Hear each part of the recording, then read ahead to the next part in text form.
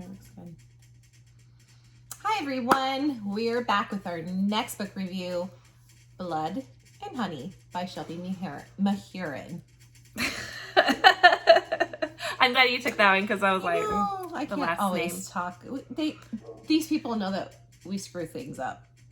And it's a nighttime filming, so yeah.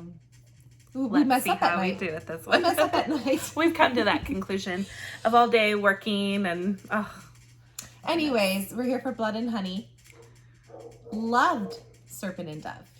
Yes. Loved it. I loved everything about it. I really did. Now, did you love Blood and Honey? I liked it. I didn't love it. Yeah. You know, I overall really liked the book. Yes. I still would recommend to read it. Yes. I thought it's a good book. I don't hate it. It's a good series.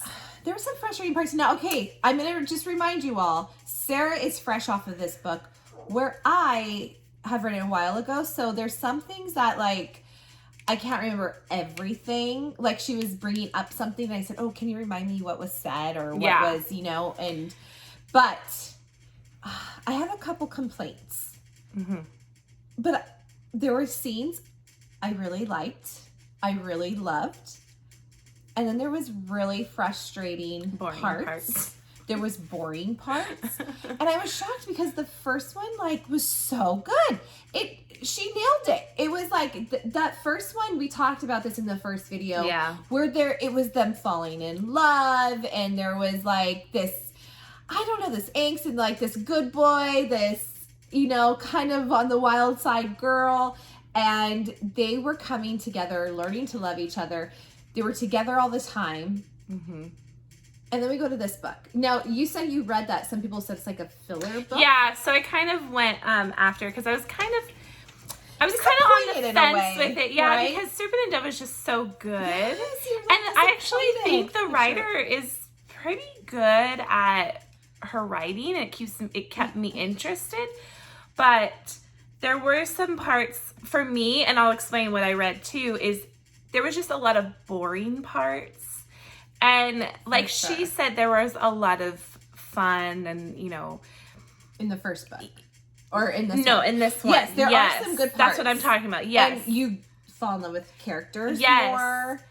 Yes, for sure. You have there's a big heartbreak in this book, in Blood and Honey. Total heartbreak. I literally had to take a minute to be like. As much as we hate those heartbreaks, it was good. Yes. So that really was good. It ended good. Too. Yes. That kind of like, ups my score. Oh, actually, I haven't even rated it yet. I need to do that on Goodreads. But that did up my score because I was so like, even though I was so heartbroken, I was like, well, that was really good, you know? If those have read it, you could probably know what that heartbreak is. So yeah, but I read it pretty fast. She did.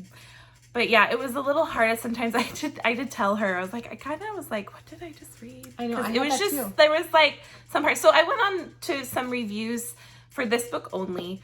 And luckily it was before the third book even came out. So I got no spoilers with the third book, which I'm actually looking forward to. And I kept my mouth how I felt. Yes. I did not tell her a thing about how I felt about it. Yeah. And so a lot of people actually agreed that, it was the same, like boring in some parts. And some girl said like she felt it was just like a filler book between the first and third. Now, I don't know what some of you guys feel. I just thought there was just some boring parts because I think we just came fresh off of Serpent and Dove and I love that. I love the angst. I mean. Okay, can I say some of what my opinions are? Okay, first of all, Serpent and Dove was so good. Mm-hmm. So like. Yeah. It was fantastic. It was great. The book was well written. Here's my issues with Blood and Honey. First of all, I love the characters. We got to really know some more characters are introduced or you're getting to know them better. Yeah. The ending was great. Yes. There was some really good parts in it, stuff that I really liked. But then there was a part that I was like, I just got off of this really good book, and now I'm kind of like... a letdown, yeah. Really?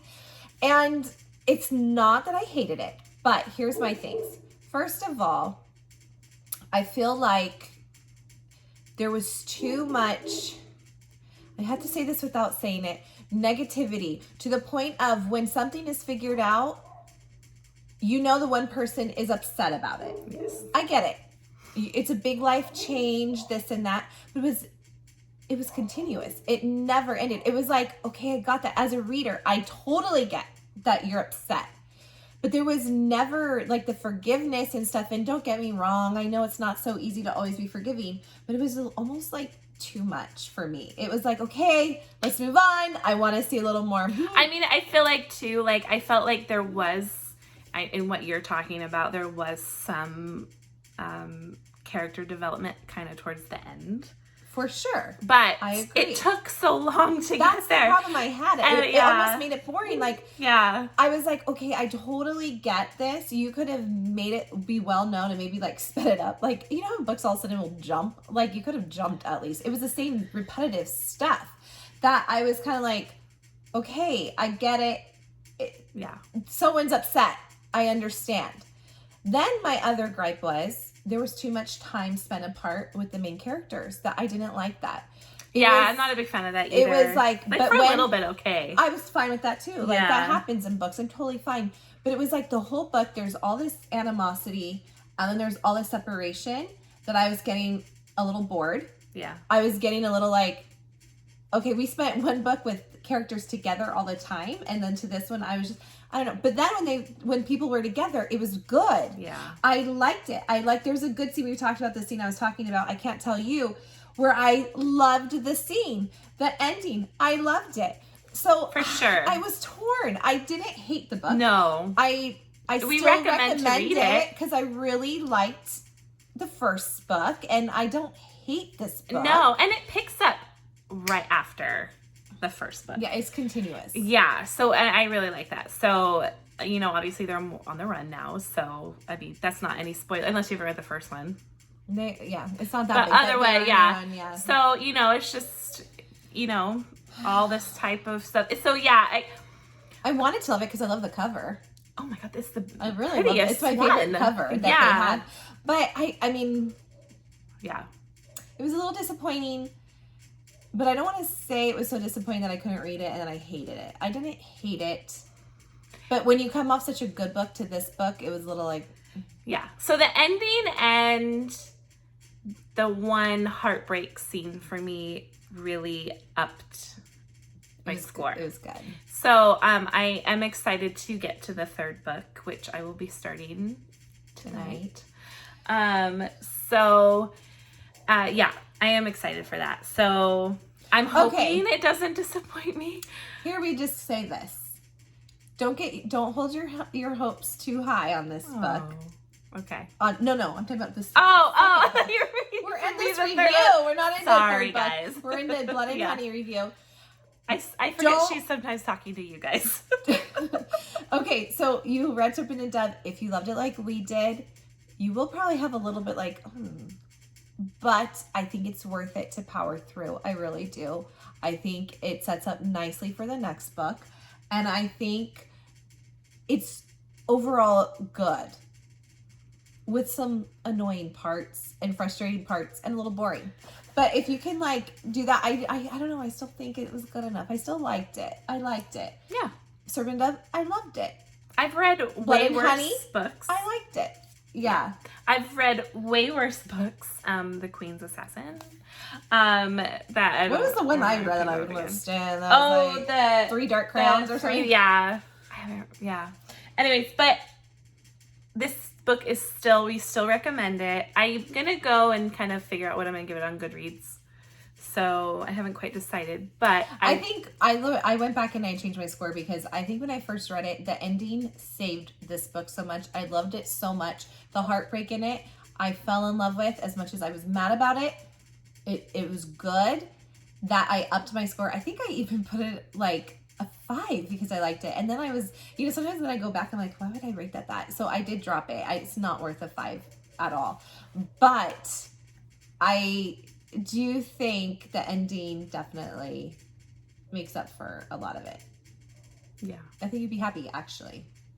But I could agree. It maybe is a filler a little bit. I don't know if the ending I would consider a filler. I just think the beginning, I don't know if there was a lot of, I don't know. I mean, it made sense and stuff, but I could have done without a lot of it, to be honest. I literally, some parts I had to kind of power through it. I was like, you do. There's parts that you're like, yeah. Let me just get through this. But overall, we do recommend it. Go read it. Especially because it's setting up for the third. So, like I said, I believe you guys will be excited for the third book at the end of this. A Court of Frost and Starlight. Oh yeah, that one was just boring. Oh my goodness. But we needed it. Yeah. We needed it because it's set up for Silver Flames. We could do without it. Well, yeah. No, we couldn't. We had to have some of it. That's true. But I'm so bored at that one. I was like, Danielle, I can't get through this one. When you come off of Sarah J. Maas's ACOTAR to this, which is part of ACOTAR, you're like, really? Yeah. But you needed it. We powered through it. Yeah. I think she was just trying to make fans happy with that book. Just to kind of give us like a little tease. That's like Blood and Honey. See, it's a filler. But I would say still I was more entertained with Blood and Honey towards at the end than so God, it was just a small novella. Yeah. So go read it. If you've read Serpent Dove, for sure read it. I think I'm gonna give it probably 4. I gave it a 4. At first, when reading through it before I got to those 2 parts, I was kind of like a 3. Oh, yeah, 3.5. Yeah, because there was just too much boring. Anyways, so I think I'm gonna probably go give it a 4 because I really like the ending. I changed mine to a 4 too. And I can't wait to. I really can't wait to get to the third one. It did really make me excited for the third book, so I'm gonna start that probably soon. Yes. Anyway, we'll wrap this up. Yep. We thank you for following us. We really do. We would love for you to subscribe to our channel, like the video, and we'll be getting back to you with Gods and Monsters very soon. So anyways, have a great night. It's night here. Day, wherever you are. We'll see you guys soon. Bye.